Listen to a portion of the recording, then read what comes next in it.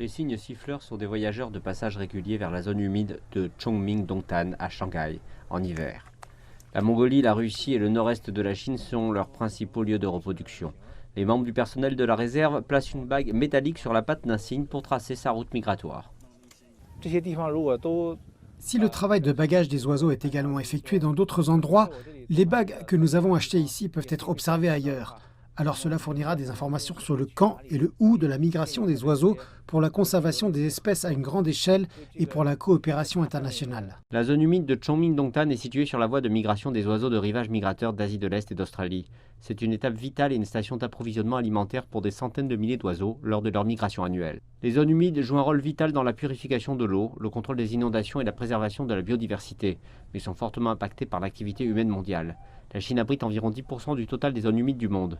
Sa première loi sur la protection des zones humides entrera en vigueur le 1er juin de cette année pour renforcer la protection juridique de l'environnement en Chine. La loi précise la responsabilité des départements gouvernementaux et énonce les dispositions relatives à la protection, à l'utilisation et à la restauration des zones humides.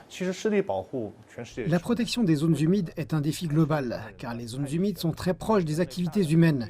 Les législateurs doivent trouver un équilibre entre une protection stricte et une utilisation durable.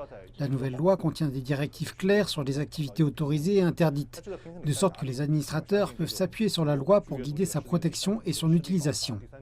Un défenseur de l'environnement affirme qu'un autre point fort de la loi est la protection des zones humides, des mangroves et des tourbières qui contribuent toutes deux à lutter contre le changement climatique.